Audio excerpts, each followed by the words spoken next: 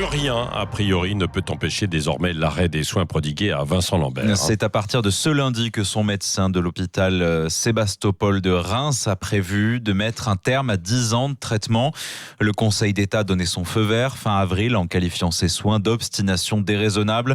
Notre fils n'est pas en fin de vie, assènent ses parents qui ont rassemblé hier après-midi près de 150 personnes devant l'hôpital. Mathilde Chouin. Sous une pluie battante au milieu d'une horde de journalistes et de parapluies, les parents de Vincent Lambert sont accueillis par leur soutien. La vie pour Vincent, la vie pour Vincent. Entourés de pancartes, ne laissez pas Vincent mourir de faim, je suis Vincent. Annick, fervente catholique, ne comprend toujours pas la décision des médecins. Dieu a dit dans sa parole, tu ne tueras pas. Vincent Lambert, moi je m'attendais à voir un légume.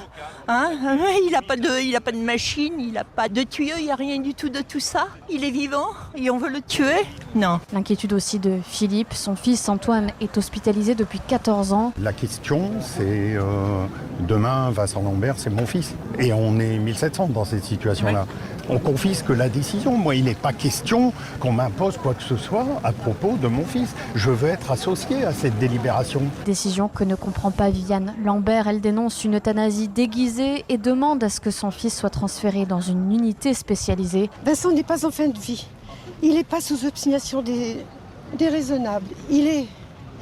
Il vit à côté de nous comme ça, il a des réactions. J'ai des tas de vidéos, personne ne veut les voir, personne. L'heure des dernières tentatives pour les avocats, ils se tournent maintenant vers Emmanuel Macron et annoncent déposer d'autres recours dès aujourd'hui. Mathilde Chouin pour Sud Radio, le Conseil d'État et la Cour européenne des droits de l'homme ont donné leur feu vert au processus qui doit durer plusieurs jours. 1500 personnes seraient dans le cas de Vincent Lambert actuellement. Oui, on va en parler dans un instant. Et nous sommes ce matin avec Tugdual Derville, qui est délégué général d'Alliance Vita, et on parle bien sûr des soins de Vincent Lambert. Oui, l'arrêt des soins programmés à partir d'aujourd'hui. Bonjour Tugdual Derville. Bonjour Patrick Roger. Oui, il y a un débat et un clivage entre la famille, une partie de la famille, en tout cas les parents, qui ne voudraient pas qu'il y ait cet arrêt, et puis beaucoup d'autres qui reviennent un peu sur la loi en disant voilà, il y a eu cette autorisation en fait du Conseil d'État. Quel est votre avis en fait, vous ? Déjà, j'étais hier à Reims et j'ai entendu aussi tout à l'heure les mots de Madame Lambert, la mère de Vincent, de son grand frère aussi. On est bien sûr très ému d'entendre que par décision de justice, bien sûr après une première décision médicale, des parents qui ont un grand enfant, adulte bien sûr, qui est porteur de très lourd handicap, qui n'est pas, comme j'ai entendu parfois, avec un électroencéphalogramme plat, non, il réagit sans pouvoir s'exprimer par le regard, ils aiment leur enfant et on leur dit qu'on va arrêter son alimentation, son hydratation pour qu'il meure. Et là, il y a une très grave injustice qui n'est pas seulement dans la situation aussi douloureuse avec cette tension familiale que vous avez pu décrire, qui ne concerne pas seulement Vincent Lambert, mais il y a également 1700 autres patients en France dont les soignants s'occupent, dont les proches s'occupent avec difficulté, mais aussi avec beaucoup d'amour. Et c'est là que moi je ne comprends pas pourquoi on n'a pas accepté la demande des parents de Vincent Lambert qu'il soit transféré dans un établissement adapté à son état. Oui, mais parce qu'il y en a aussi qui souhaitent l'arrêt des soins, son épouse, ses frères et sœurs, un neveu également.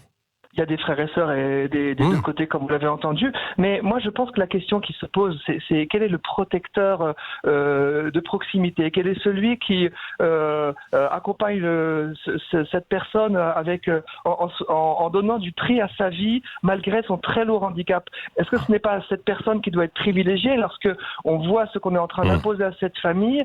Il y a un très grand malaise. Moi, j'ai rencontré hier à Reims des médecins spécialisés dans les états qu'on appelle EVC, EPR, pour état végétatif chronique et état aposi-relationnel. Ces personnes disent que mais c'est un drame. Oui, mais c'est vrai, mais Tugdual Derville, c'est un drame, quoi qu'il en soit. On sait qu'il ne reviendra pas à la vie. Lui-même l'avait dit, alors à l'oral, il ne l'a jamais écrit, évidemment, parce que on ne remplit pas des papiers parce qu'on n'y pense pas, en fait, quand on est en vie. Est-ce qu'il ne faut pas aussi respecter ça ? Vous n'avez pas fait exprès, Patrick Roger, mais Vincent Lambert est en vie.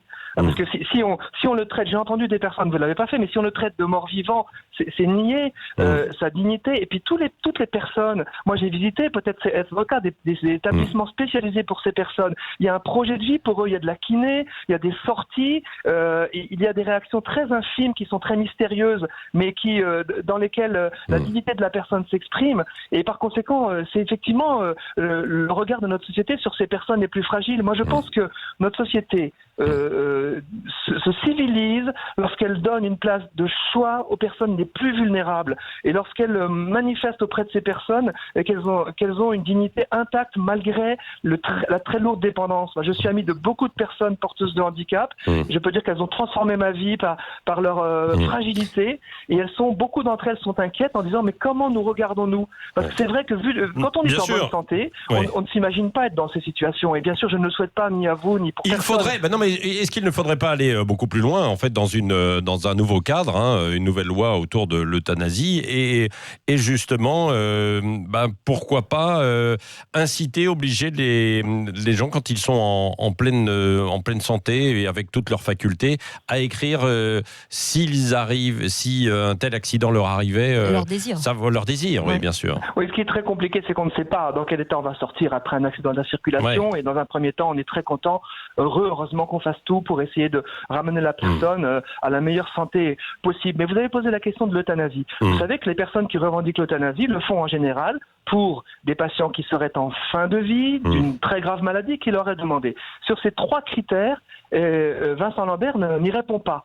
Et donc, moi je vois comme un énorme risque, effectivement, derrière une légalisation possible de l'euthanasie, on dira pour des cas particuliers de gens qui l'ont demandé, on aboutisse à un regard d'exclusion sur les personnes les plus fragiles. Et c'est ce qui s'est passé dans des pays qui ont déjà légalisé l'euthanasie. On voit que progressivement, il y a comme un devoir de partir, il y a comme un devoir de demander la mort pour des personnes très âgées, très fatiguées, et donc la revendication glisse. Et je pense que la France, en choisissant une position qui refuse à la fois l'acharnement thérapeutique, c'est-à-dire les traitements, mais il n'y a pas de traitement aujourd'hui, Vincent Lambert, il a juste un soin d'hydratation et d'alimentation. Donc en refusant à la fois l'acharnement thérapeutique et l'euthanasie, on se tourne à la fois vers les soins palliatifs efficaces et puis vers l'accompagnement des personnes gravement dépendantes dans le respect de leur dignité. Merci, merci Tugdual Derville, délégué général d'Alliance Vita, d'avoir été avec nous ce matin sur Sud Radio.